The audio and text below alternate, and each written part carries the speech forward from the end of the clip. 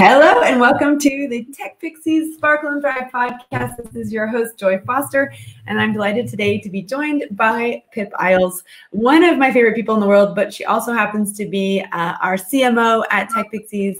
She's in charge of our Pinterest curriculum and our Pinterest coaching. She also runs an agency. I don't know how you have time to do it all, Pip. Welcome to the podcast again. I feel like we just had a catch up all about Pinterest. However, we are now doing a series on all of the different social media networks that we teach in our Social Media Magic program. And so I wanted to bring you on and talk about the 2021 trends for Pinterest. So welcome, Philippa Iles. Hi. Thank you very much for having me back, Joy. I'm not surprised that we're back again because Pinterest is very fast moving at the moment. So it's a good time to be talking about it. Yes. So tell me all about the 2021 trends. What happened last year in Pinterest that has got us to this point, and where are we going? Yeah, see, Pinterest's an interesting one because actually they predict the future. And that's how they market themselves, because people tend to be on Pinterest looking for things way in advance of actually purchasing them. Therefore, they can predict what the market is going to look like, particularly in regards of product-based businesses. And it's fascinating that last year they had 8 out of 10 of their 2020 predictions came true, even though it was the least predictable year out there. They produced a brilliant report in December that isn't your typical trend report. It's your not yet trending report, if that makes sense. And they describe it as a window into the future from the platform where people go to plan for it. So Pinterest set out 150 predictions for the year ahead. And they started off doing that a couple of years ago. So and if we go back to the beginning, Pinterest's actually only 11 years old. It's still a baby, actually. And therefore, it's a platform that is evolving enormously over time. And last year, it saw its biggest growth ever, not surprising, with most people on there looking for something. And whether that's just inspiration to start off with, and then moving to purchasing later on. But their predictions for this year, I don't think will surprise anybody, but they're basically saying that there will be no normal. So we're all expecting to go back to normal. And they're saying, no, that's not going to happen. There won't be a normal to return to because we'll all have reinvented ourselves. We'll have reinvented fashion, design, and other aspects of our lives. And that's what they're already seeing on Pinterest. They're predicting a renaissance. They're saying that when people can't venture outwards, which we couldn't last year and we still can't, they turn inwards. So therefore, 2020 was the year of self-reflection, and 2021, we should see that the fruits of that reflection is what they're saying. So interestingly, searches for zodiac signs and manifestations have seen the biggest increase already, and they're predicting that this year to be even more. Therefore, the well-being sector and coaches on Pinterest are growing. And while it's still very e-commerce, and I purchase things in there, I did most of my Christmas shopping through it, actually, the most searched for aspect in 2020 was well-being and mindfulness. Therefore, it wasn't a particular product. It was more about us bettering our lives. So it's a really interesting space to be in this year. Yeah, well, I think that's the interesting thing, because probably a lot of coaches don't realize that Pinterest is a space to be on. Course creators as well don't really realize that's a place to be. So it's very interesting. We had a really good chat, our last conversation about Pinterest. We talked about teachers and how they leveraged it and how they can how someone getting into the education space can really leverage Pinterest as well. So very interesting about the zodiac searches and the well-being searches. I find that really interesting. Okay, so one thing that we have talked about before, and I think it's important to bring up again today because it's really important to understand, Pinterest, you do not define Pinterest as a social media network in the same terms as we would talk about Facebook, LinkedIn, Twitter, and Instagram. So what would you define it as? So it's not your average social media platform. It's a visual search engine. And we have to remember that when using it. It doesn't drive on hashtags, and it doesn't necessarily drive in the same way of engagement. It's the perfect platform for an introvert, because you do not have to put your face out there. You can put your product and your brand out there, and nobody minds you being loud and proud about that. You don't have to put your face necessarily out there.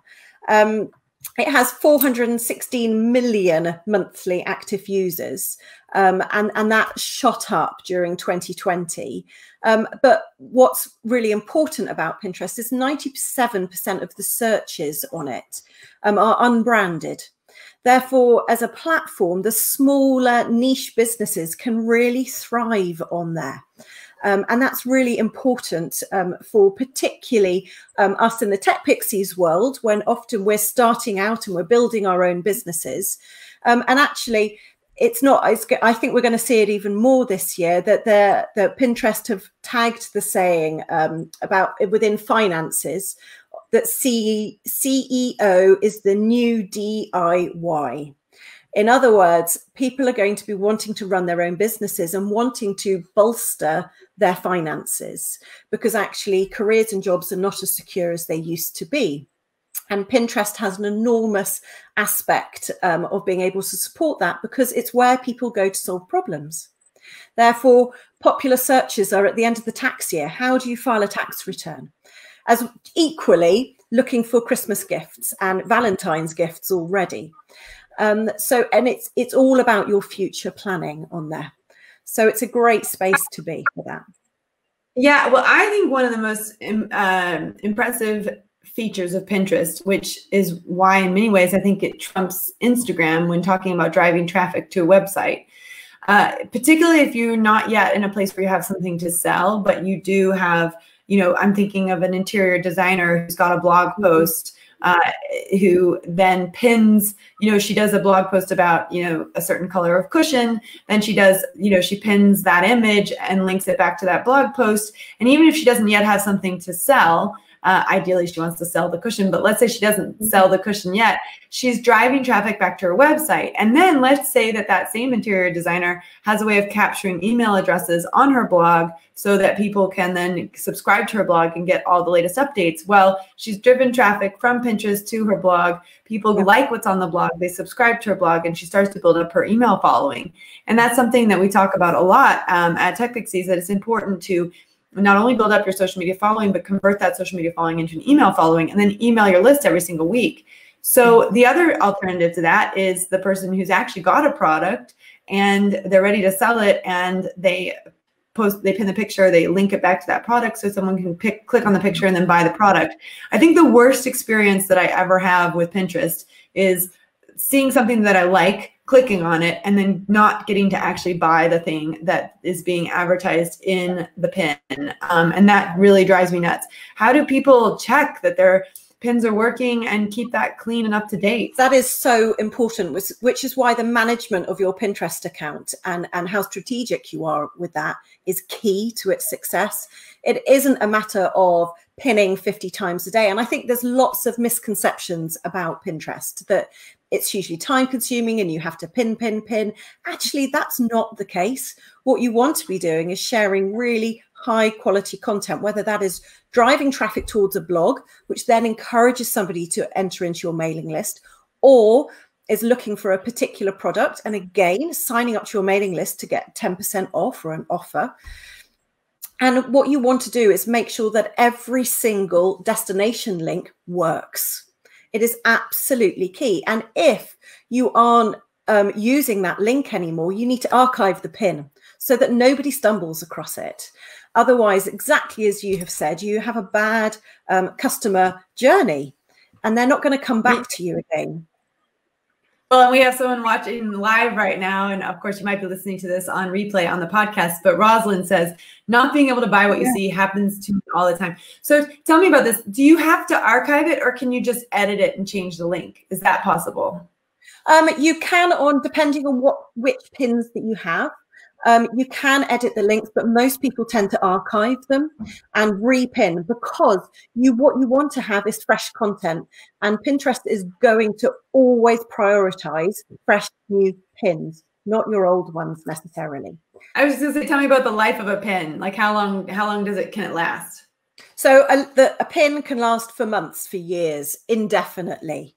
But going back to the link example, for example, on an account that is running traffic towards a sign up for a course, and you might change the URL link for that. Well, you need to think about that to start off with, because that URL link could be open cart, but also the same link can be used when you are building your waiting list. Therefore, that pin is always going to work. And the reason why I'd never recommend and go back to change those URLs is you are pinning on average between 30 and 50 pins per week. Therefore, that's an enormous task to go back and edit a vast quantity of pins. Therefore, make sure you use destination links that are not going to break and that you are going to always use. If you use WordPress, you can use a plugin that redirects links. So, you know, the good news is, and that's something we've learned, the worst thing you can have is a broken link on your website. And if you do change the links for some reason, which does happen, you know, you can change the links, then you do want to have some kind of a redirect system so that, you know, it will redirect properly. But that's some great advice though. So is it worth having a spreadsheet where you've got a list of all the pins you're creating and the links that they're linked to? Yeah, the best thing to do is you have to be very strategic. And so Pinterest is a really creative place, and that's really why I came to it in the first place. But actually behind the scenes, you need to be very organized and actually very data driven. Therefore, to run a spreadsheet with which content are you picking, what is your story behind that content, what is the link that you are linking to, and what are the images you are going to be using, because you don't want to keep reusing the same time after time again, because it gives the pinners a poor experience. So you need to make sure that you're constantly being up to date with that and keeping a record. You think that you'll remember, but a month later you have no memory of what you were pinning and what your strategy was. So you need to keep a very a consistent log about what you are doing with that. And particularly even more so if you're a product based, how many times have you pinned about that product? And actually, most product websites just, using the same links, or it links back to the main home page, the main shopping page. So the links don't need to be altered. But it's about consistently updating what you have all the time with your pins. Yeah, and also it's really important, and I think if people are listening to this and they don't have Google Analytics set up on their websites, they 100% need to get Google Analytics set up, because when you set up Google Analytics on your website, now all of the social media networks will report back, okay, how much traffic has this social network driven to your website? However, Google has a different number. It always has a different number. There's always a discrepancy between what the social media networks say and what Google says. But it's good to know both numbers, and it's really good to know what Google says is driving traffic to your website from a social standpoint. And I know that we've seen, because of the work that you've done with Pinterest for Tech Pixies, we've seen that's taken over as one of the most popular ways to get to our website now is through Pinterest, which I find fascinating. Yeah. So tell me more about the trends that are coming in 2021 with Pinterest. We spoke on our last episode, which was episode 63. We spoke about being able to try on virtual lipstick. There's other things, the virtual reality side of things. So I know there's other things in the works, like Pinterest ads. So can you tell us a little bit more about that? Of course. So I think we've got three things that we're waiting for with bated breath. So the first thing is the virtual reality aspect of it. They haven't announced anything extra yet, but we know that that's in the workings. But America and Canada have access to story pins, and the applications for that in the UK are now open. Now, there's a story behind that, because story pins actually first came out to the UK users, and then it was glitchy, so they stopped it. They sorted out the glitches, and then they thought they'd try them on the American market. They now have them working. So we're going to have access to that soon. And they're very similar, we understand, to using Instagram stories. So we're excited about that.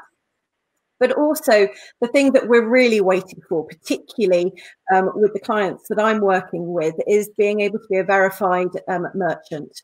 So this means that you can register your business brand, giving pinners more trust in your products, and being able to have a shopping tab on your profile, which then, of course, will be able to lead you to have earlier access to conversion insights for both paid and organic pins.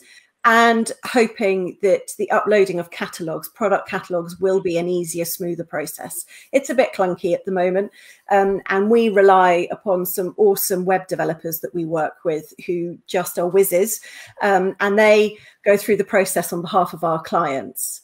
The growth of ads, it's going to be a really interesting space, particularly with Apple's iOS 14 release updates announcing changes that are going to affect how we receive and process conversion events. So Facebook Pixel works in a very similar way to the Pinterest tag. So Pinterest won't escape some of that controversy, but it won't affect Pinterest in quite the same way, because Pinterest's main strength is its ability to drive the traffic to the website.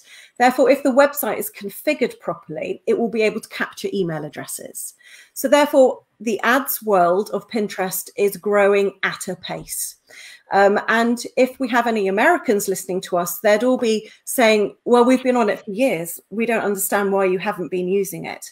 So we're still very green in the UK. It's fairly new, but it works in a very similar way to Facebook. So we install our Pinterest tag. And at the moment, it's not as complicated as Facebook ads management, which is joy to many people's ears. Its platform isn't as intuitive, but this isn't a negative. It just makes it simpler to navigate. So traffic and awareness and conversion campaigns can all be run. And we can build audiences on Pinterest in exactly the same way as you can on Facebook. The joy of it is being able to build your funnel. And I know that we talked about this back in episode 63. So being able to look after your customer from the very beginning, when they just might show that little inkling of interest to you, all the way through to the end of actually becoming a loyal customer. And you can nurture them through that funnel sequence in a really comprehensive way on Pinterest. And just to be clear, the funnel sequence happens outside of Pinterest, but what Pinterest does is bring people to your website to capture that email, and then you take care of them afterwards. Absolutely. But also with of course, with retargeting on ads, as soon as you have their email address, you can retarget them and encourage them and squeeze them further into your loyalty pot at the bottom of your funnel. The brilliant thing about Pinterest is that it does work. It's built on SEO, on keywords. So, which is really unique to Pinterest due to it being the visual search engine. So an average ad has approximately 200 keywords behind the system. So when we build an ad, we will input all of those keywords, which we do a huge amount of research on. And it's not as overwhelming as it sounds, because there's many tricks and tips to get those keywords and work out what is best. I suppose it's a little bit like having a really good hashtag strategy. You use those keywords and refine them further and further to find your audience. And the joy of it is that you can be encouraged to have a digital portfolio. And the approach to build your email lists is absolutely enormous. And it's a slow burn. And I think that if everybody can appreciate that it's not going to happen overnight, you can't just spend a couple of £100 on an ad and suddenly you've got 1,000 on your email list. That won't work. That won't happen. But if you invest in it for 6 months to 12 months, it will be your biggest driver forever, because those pins never die. It's not like a Facebook ad, which when you no longer have that ad running live, people can't see it. Your pin is there forever. And they will be able to keep interacting with it. So it will continue to drive traffic for you for free. The ad has given your pin the social proof. Therefore, it'll carry on being presented in front of your right audience all the time. So let's talk about what makes a winning pin in 2021. You know, I'm assuming here that you mentioned keywords. So making sure that you've got keywords in the copy of your pin is really important. I would imagine the image is very important. And, you know, and also when you have a blog post, let's say, and you have the opportunity to have 5 different pictures, well, is that not 5 different pins? Should you be doing all 5 pins? So talk to me about that. What makes a winning pin in 2021? Okay. All right. So the actual pin itself, there are 4 different aspects. So actually only one of those is the image, and you want to use an image, preferably is 100% fresh, therefore has never been seen on Pinterest before. But we appreciate that that is not always doable. So it's about being creative with that image. So for example, we have a blog that we want to raise the interest of and drive traffic to. And we are going to design a certain amount of pins for that blog. So we might therefore have an image on one, and then on another, we're going to use some text overlay so we can get some of those keywords in there. We're going to make sure that the image is very clear about what the blog would be about. It needs to be eye-catching. You then have your 3 other aspects. So the title, the description, and your pin link. Now, the title and the description, again, it's all about your keywords. And therefore, you need to write a list of what those words are. What are people going to write in the search? And you want your pin to show up. And the best way to start that is literally use those keywords that you've thought of, go into the search and see what is coming up. Do your pins align with that? And make sure it's not about keyword stuffing. Pinterest really enjoys nicely written text because the pinners want to read that. And then lastly, your destination link, which we know already is a bugbear of people's. If it doesn't work, don't use it. Now, even if that means that you are needing to link at the moment back to your Instagram account, for example, or a Facebook group, that's fine. Just make sure that it has a purpose. Otherwise, that's what turns people off being a user. Therefore, make sure that those are really, really good destinations. And also, if they are on a website, you want to make sure that you've claimed your website so that Pinterest can read between your website and your account. And then hopefully you'll get the followers through that as well. They'll go, oh, that's good content. I want to know more about these people. They'll either follow you or they'll sign up for your email list. Or, of course, they'll see another pin of yours in the future and they'll engage with that one. So those are the key things, really. I've always said that you can run a really successful account on 5 pins a day. Not everybody agrees with me on that. It used to be 50 a day, and I think that's absurd. And Pinterest have lowered it, saying, oh, no, you know, we're not really going to give you an answer, but maybe 20, 15. So they're lowering it all the time. My theory that has always worked is if you have high quality content, and you make as many fresh pins as possible, 5 a day consistently is perfect. It's similar to Twitter in that way, in the sense that you can really put multiple posts up in a day. Whereas with other networks like Facebook and Instagram, you actually don't want to put multiple posts up a day because it affects the algorithm. But in Pinterest, it's actually a bonus to have more than one. Yeah. And I mean, I do know some people that will never commit to doing more than 1 or 2 pins a day. Fine. It doesn't mean it won't grow. It's just going to be very slow. So if you want to run an account that absolutely speeds uphill, then fine, you're going to want to pin more a day. But for most beginners, 5 a day is manageable. And once you've put your strategy in place of sourcing your content and knowing how you do it, you can run a really effective Pinterest account on that amount. So my advice is always that, because I think that's what scares people with Pinterest, of being able to keep up with it consistently. Would you say it's better, and I think I know the answer to this, but I want to hear it from the Pinterest expert. Would you say it's better to, if you are just getting started out in Pinterest, to post 1 pin a day every day, or once a week post 7 pins on a single day? Absolutely, one a day, without a doubt. And you can use the scheduler within Pinterest. If you're only doing one a day, you don't need to have any clever add-ons. You can use scheduling tools. And I would always advise that you use Tailwind. That's definitely the preferred partner with Pinterest. But within the Pinterest platform, you can schedule your pins. And actually the time of day, it is not as relevant as it would be on social media platforms. It's because actually it takes a good fair time for your pin to get read by the algorithm and to be presented. Therefore, actually, pins that I have pinned, for example, for Tech Pixies, for a really good example is we have Tech Pixies have a download for how to get started with your own podcast. And that I pinned, nearly 6 months ago when I was pinning that content, and I repinned it in November with different images. And that is our highest performing organic pin, no ad spend behind it at all. And this week alone, it had 200 clicks just on that pin.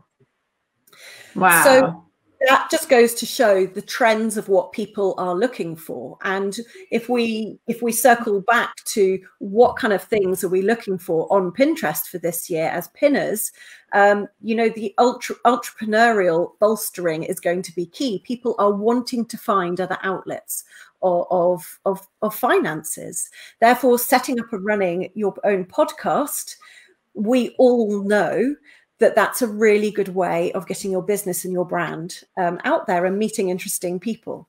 So it's interesting to see that that's the pin that is being downloaded and looked at the most. Yeah, it is really interesting because we do have a podcast guide. So if anyone wants to learn about getting a podcast up and running, basically what I did was I just wrote down every step as I was creating our podcast, which now has hit #1 in the UK for marketing twice in 2020. And we have regular downloads every single week. And we're one of the top 50 marketing podcasts in the UK on a regular basis now. I will say one thing, the UK is opening up their eyes to the power of podcasts. And of course, we film our podcast live like we're doing right now. And of course, if you're listening to this on the podcast, you're listening on the replay. But we film it live on our social media channels on Facebook and also now pushing through live to YouTube. And then we put it on to our actual podcast. And so people can choose whether they want to watch it and participate live with us or they want to listen to it. And I will say, in our Social Supercharge free training program, that's one of the things we talk about is that podcasts go a long way. So does live video. And it's still in 2021, no one could predict that this year was going to be the way it is. But we know live video and live sound. And obviously with Clubhouse being introduced now, which is basically live sound, you've got the ability now to reach people digitally that in a way that you never could before, and in a way you never needed to before. But now you have to. The only way I can actually physically be in the same room with you is on the Zoom room or on a StreamYard or on YouTube. So that's just the way it goes. I think we've got more used to being online live like this, haven't we? A year ago. We were doing it for business fine remotely, but I don't think it was as commonplace, and I really enjoy watching podcasts. It's really good. It's the most interaction we're going to get at the moment. Well, and also, think about it. You're in Cornwall. I'm in Oxford. To actually do a podcast in person, one of the two of us has to travel quite a distance.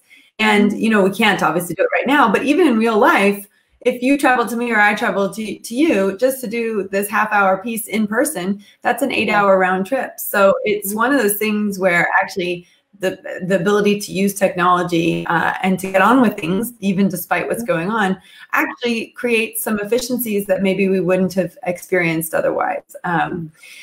So we've got some, for those of you who have been listening live, we always open up at the end to questions. And we've got some questions, and I'm sure the people listening on the podcast will enjoy these questions as well. So we'll go ahead and keep it in on the podcast.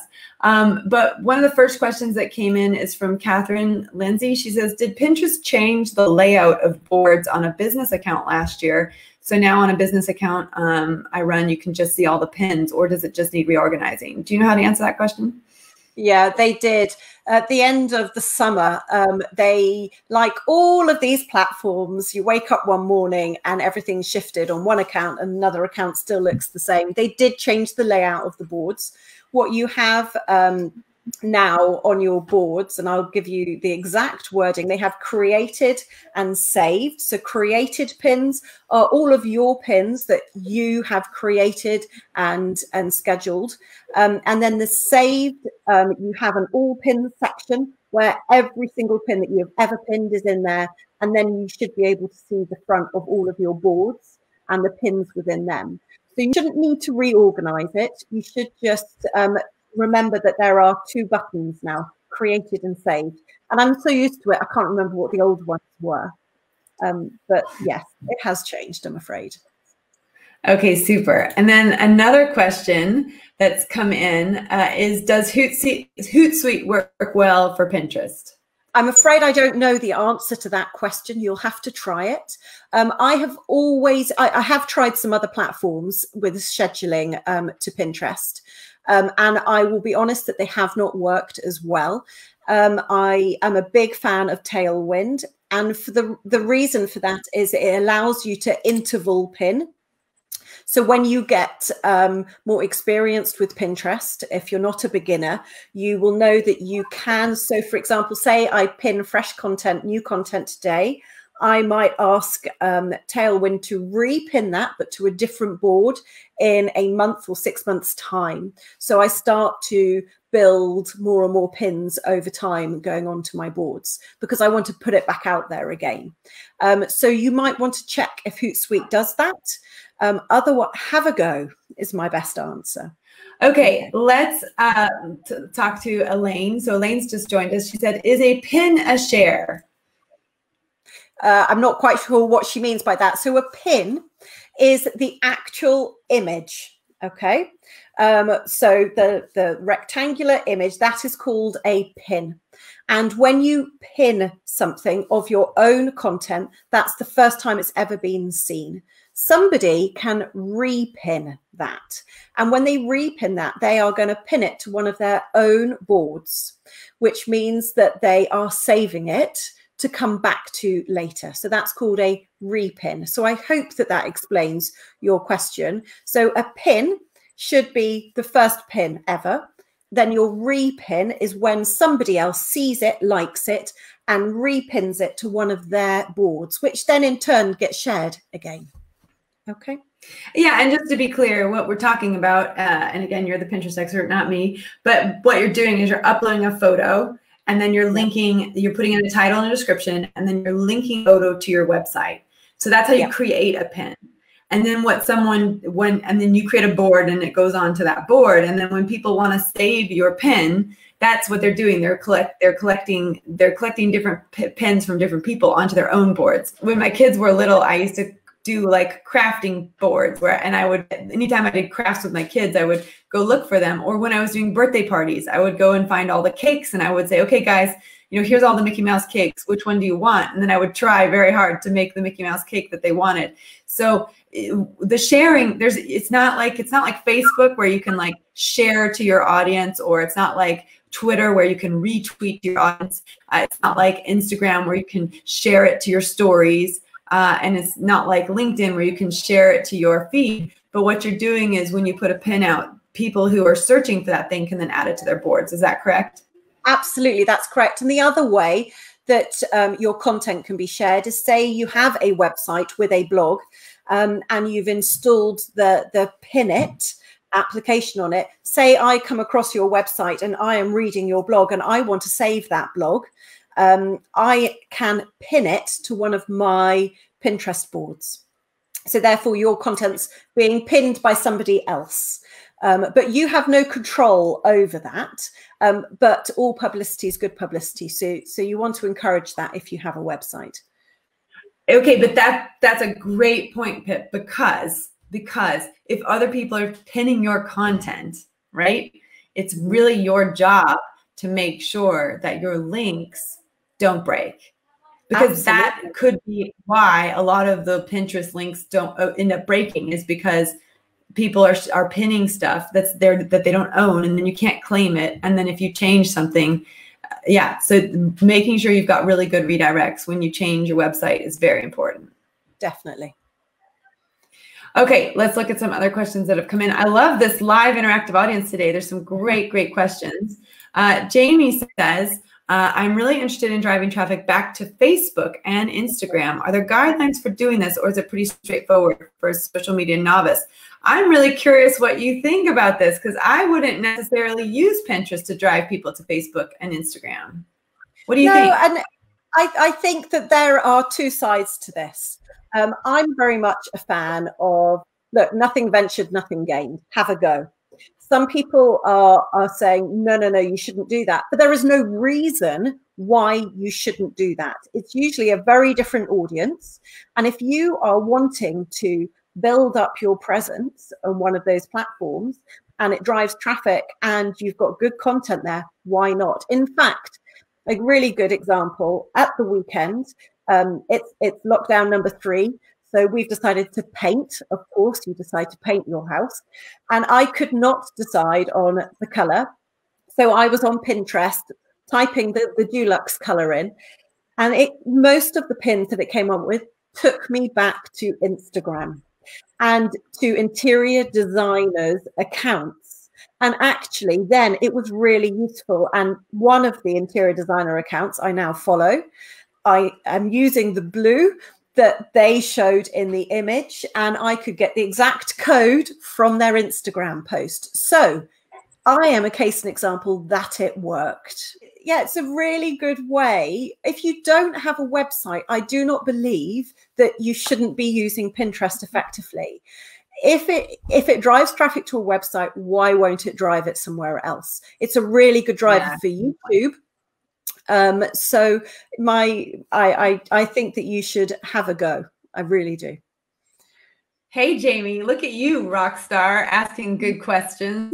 All right. So we have another question from Rosalind who says, would people expect to see different images on your Instagram feed and Pinterest? No, not particularly. You have a very different marketplace. And also people go onto Pinterest. Remember, they are predominantly looking for an answer to a question or a problem or something specific. Like, look at my example at the weekend. I typed in sapphire blue or whatever it was, Dulux, inspiration. That was all I typed in. And it comes up with images. Now, the image that I saw there, actually, I expected to see that on Instagram because I went back to it, didn't I? Therefore, sharing them across makes no difference at all. Okay. I have a question though. Was the pin you saw, was it in the Pinterest style of the portrait rectangle, or was it in the square style of Instagram? That was exactly what I was about to go on and say. However, they had resized the image, and you must make sure it's rectangular for Pinterest. They do allow you to pin squares. And we are seeing them more often, and also very long, slim infographics a lot more. But it's not traditional, and we're not entirely sure how the algorithm sees them. Therefore, stick with tradition for now and resize them. It's the best thing to do. And I mean, this is probably a novice question, but I'm going to ask it anyway. How is Pinterest moving forwards with pinning videos? Is that still not possible, or is that? No, absolutely. You can pin videos. The videos do really well. In advertising, videos do well, but actually static pins are still outperforming, we've discovered. But organically, your video pins will have a further reach and get more impressions.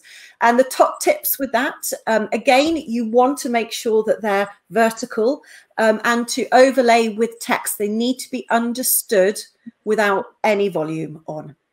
So you will want to, if there is speech, you need to make sure that you put in subtitles or you have a text overlay on them, because most people are on Pinterest on their mobile phones with the volume off.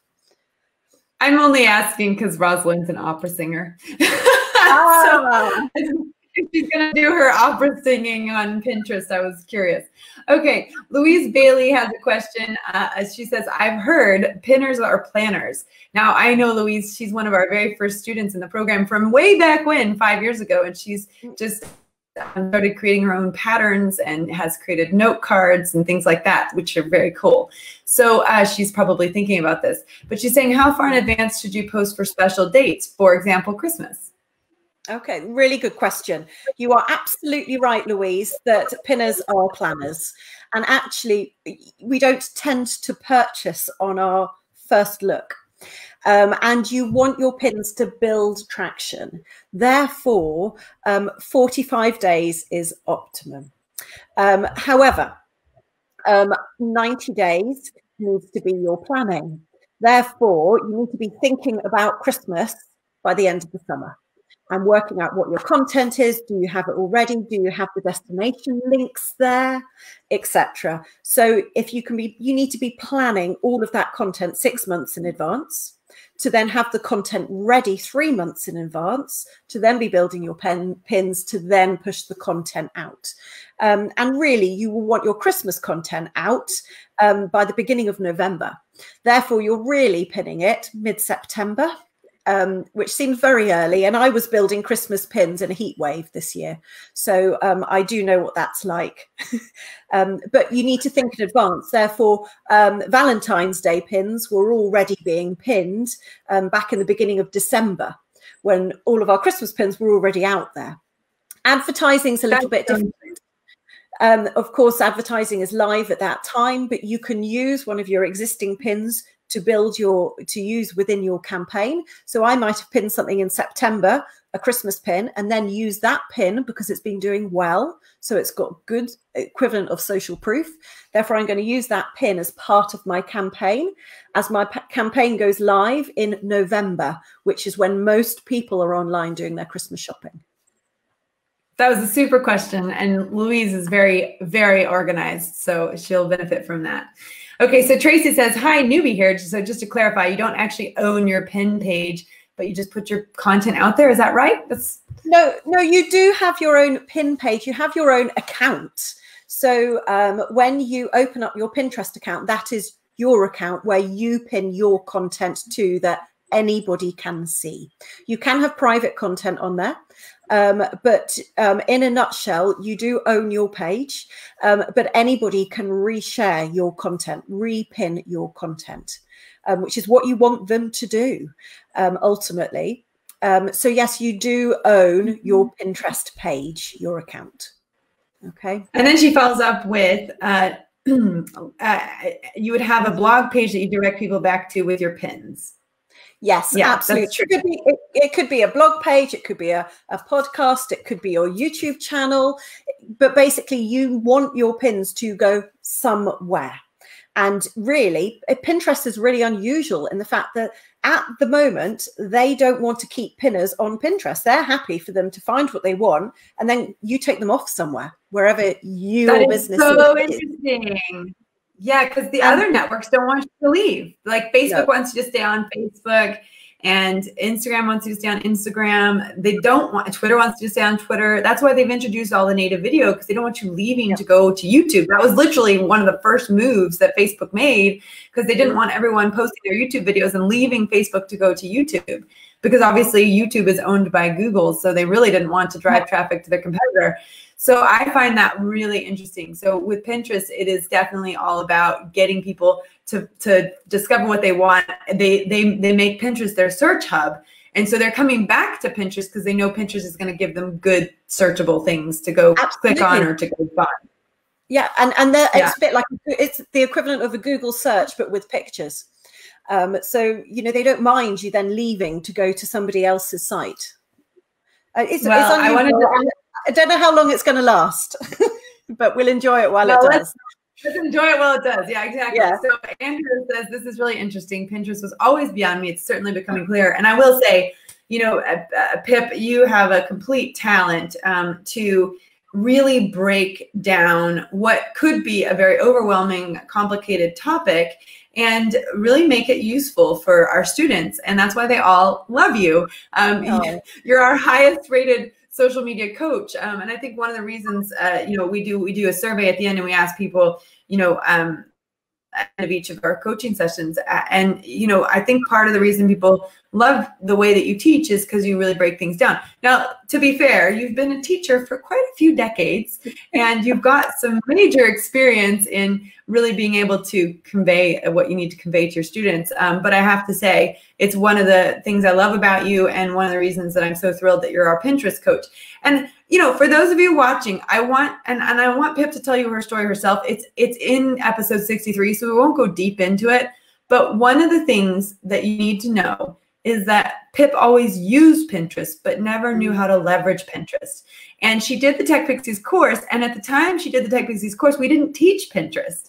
And I had kept promising everyone, we will teach it. We'll teach it. We'll teach Pinterest. One day we will teach Pinterest. And Pip reached out to me and she said, I'm really interested in Pinterest. You know, can I put together, you know, can I put it together a module for you? And at the time I was not able to figure it out myself. I always liked figuring it out myself, and she seemed really capable. So I said, absolutely. And that became this wonderful partnership where not only did she go out and, you know, create the Pinterest module, but she now coaches the Pinterest model, and she now leads our social media team. So Pip, I mean, just so that people know, you really didn't know how to use Pinterest or leverage Pinterest as a business owner until very recently. No, absolutely. I used it as a pinner. Therefore, I was the other side of the fence. I was on there finding inspiration and mainly cooing over other teachers' awesome classrooms and their displays that I never ever did in the same way. And I taught secondary school, and I think that go back to the beginning about saying that I'm clear in what I teach. That's very kind of you. But actually, I don't think it's about clarity of teaching. I think that it's reassuring anybody that is learning and starting out that you don't know what you don't know. So don't worry about it. Trust the teacher that they will give it to you in the bite-sized chunks that you need. Follow what they give you. And by the end, all the bits of the jigsaw will fall into place. Because Pinterest is complicated for some reason. But it's not once you know what you are doing. And if you take it in bite-sized chunks. So the first thing to do, get an account and just look at what other people are doing. Write a list of your keywords, type them in, see what people are doing, create one pin. And set yourself a target of just doing 1 or 2 pins a week. And then saying, okay, next month, I'm going to try and do a pin per day. And you build it up really, really gently. And I think that the problem is that people assume that they're going to suddenly be able to do it. And therefore, with my teaching background, coming to it from a business point of view, that's how I tackled it.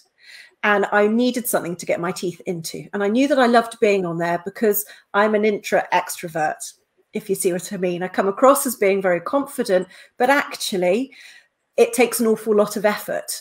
And I'm fine in front of a classroom of teenagers, but, you know, in front of lots and lots of people, it can be really intimidating.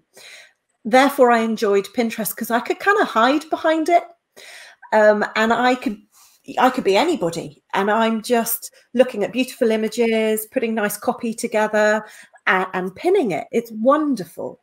So then understanding how that slotted into a business. If I'm on there as a user so regularly, where does the making money bit come from? And that was like a light bulb moment for me of the fact that it is a glorious place to be. I mean, I think 90% of Pinterest users, both business-wise and pinners, say that it is a positive platform to be on. There's no nastiness. People are just getting on there doing their jobs, either looking and buying or producing things for people to buy. Therefore, it's a really nice partnership. And if there's one bit of advice I can give anybody that's starting out with Pinterest is don't listen to any of the negatives. Don't listen to the, you've got to do this X times a day. It's really complicated. It doesn't need to be complicated. And you can do it all in your own time because it's a slow burn and it's not public. Therefore, no one on Pinterest knows what I look like. Nobody knows that I'm at my desk working in my pajamas. Yes, it's not the social network where you're doing selfies, right? I mean, that's not what Pinterest is about. So no. I love that. There's one last question, if you'll indulge us, because I think this is important. It's from one of our students who has a duck company, from Karen. So Karen says, my pins are all based on my duck products, which she does rubber ducks. So should I be doing anything different? Any thoughts on that? Karen, the best thing that you can do is you need your product pins. Now, this is when I end up scaring people with Pinterest, because I'm going to talk about rich pins, which means that it pulls extra information from your website to Pinterest, but you have to put a bit of coding onto your website. So that's when people are a bit like, oh, but it's... That won't scare Karen, because I know Karen. She's a bit of a geek, so she'll be fine. You need to validate your rich pins. So Karen, if you want to know how to do that, please do reach out to me. You know how to do that because you're in the Tech Pixie community. But if you validate your rich pins, it'll pull information through to your pin. So when you use that destination URL link, it gives the Pinterest bot more information to read. And then you want to pin your product images. If you have the energy, you should write an awesome blog. It would be so good. And I can imagine that you would be able to write it in a really, really funny way. And you have lots of us with lots and lots of duck puns, which will be able to help you out. You know that. I bet, like, you know, you could do a blog post about the best duck jokes. And then you could just do pins with each of the duck jokes where you do the question, but you don't get the answer. You have to click on the pin to get to the answer to all the duck jokes, right? And I think that's the thing is, like, when you're really passionate about something like rubber ducks or, you know, whatever you're super, super passionate about, there's so many fun angles you can go with. And so, you know, having some content that's non-salesy, that's tied into the topic that you love, you know, might also go a long way to getting people to, you know, go to your website. So when I was first in blogging, one of the things I learned was just creating lists is really important. You know, here are, like, when I lived in Lucerne and I wrote a blog called Living in Lucerne, I used to do things like, you know, here are all of the English-speaking pediatricians in Lucerne, and I would give a list of all the English-speaking pediatricians because we were living as expats in a Swiss-German speaking area. And then when someone would type in English-speaking pediatrician into Google, well, that's what would come up, you know, and that's what the power of keywords is, especially with something that's got a searchable topic. So with the topic of ducks, if you can think about all the different things people search for when they're searching around ducks, that's where you create blog content that's edutainment, so educational and entertaining, edutaining. And, you know, that's how you can create content that people want to go through. And do you know what? At the end of the day, it's about trial and error, isn't it, Pip? It's about just saying, okay, we don't know if this is going to work or not, but we're just going to try it. And that's absolutely right. With all of your content, you need to pick half a dozen bits of content. So that could be a blog post, a product, etc., and just get pins out there and see which one resonates the most, which one is searched for the most. But in regards of the amount of different businesses there are, you know, they're within the Pinterest predictions for 2021, if I just read out some of their really little bits that they've said, just because I really love the way that they've worded it as well. So well-being, so the well-being sector, manifesting is going to be the new nesting, which I think is great. Travel, parking space is the new personal space. In other words, being a nomad in your own car, van, etc. Food and drink, kitchen is the new Michelin, bland is banned. Hobbies and interests, globe crafting is the new globe trotting. And parenting, which I thought was really, really important. Heart schooling is the new home schooling. And I think that just sums up the incredible space that Pinterest is. It's got a real heart in it, in that it does want to help people and it wants to make its content useful. And it is trying to clamp down on those useless links and people repinning the same thing. And I think that we're going to see it grow more and more and more over the course of this year. It's going to be really exciting to be part of. Well, and we're really excited that you are on our team, that you are in charge of our Pinterest module and all the coaching around it. So if you are interested in working with Pip more, of course, we have the Social Media Supercharge free training program that you can join throughout the year. And that leads to our Social Media Magic 90-day transformational program. And we have a Pinterest module on there, as well as a Facebook, Instagram, LinkedIn, Twitter, and strategy module, which Pip's also helped me quite a lot getting that all organized. And one of the other things that we've introduced, which Pip has led up and has been amazing, is working with our life coach, Teresa, to create a new life coaching toolkit. So when I started Tech Pixies 5 years ago, I worked with Jess Rogers, and she's an amazing coach, and she'll be on the podcast soon as we reflect back on when we started it, literally almost 6 years ago. But one of the things that we started with on the life coaching toolkit was a very simple kind of, here's your first step, here's your second step, and here's your third step. And as we've been working with women for over 5 years now, we have learned that different social media networks trigger different emotional hurdles that you've got to overcome in order to use those networks.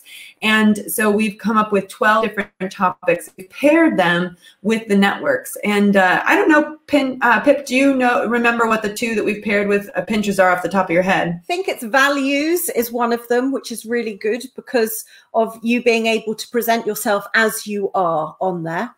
And I'm afraid I can't remember the second one.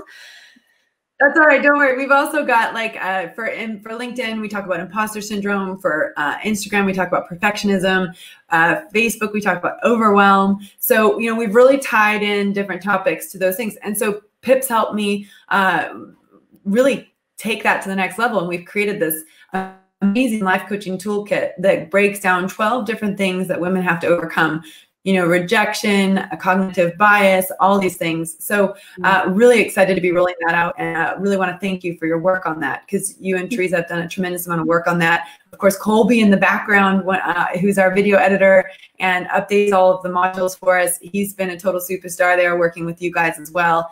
And I think it's just an opportunity to say that, if you want to get yourself sorted with Instagram, Facebook, Twitter, LinkedIn, Pinterest, if you want to understand the whole picture and figure out which one's best for you and gain your confidence across all of those networks, the Social Media Magic course is a great place to be. And so make sure you're checking out our website, techpixies.com, to find out more about our free training program, Social Media Supercharge, which then leads into Social Media Magic. And of course, Pinterest ads. Pip's got a Pinterest ads course that she runs, which is a great follow-on from our Social Media Magic course if you decide Pinterest is the way that you want to go and you want to go deep. So you can follow her at The Social Giraffe, and you can see that the handle is there on the video if you're watching, and it's at The Social Giraffe if you are typing it in on your phone as you're listening to this. Well, Pip, thank you so much for your time. Thank you very much for having me, Joy. It's lovely to see you.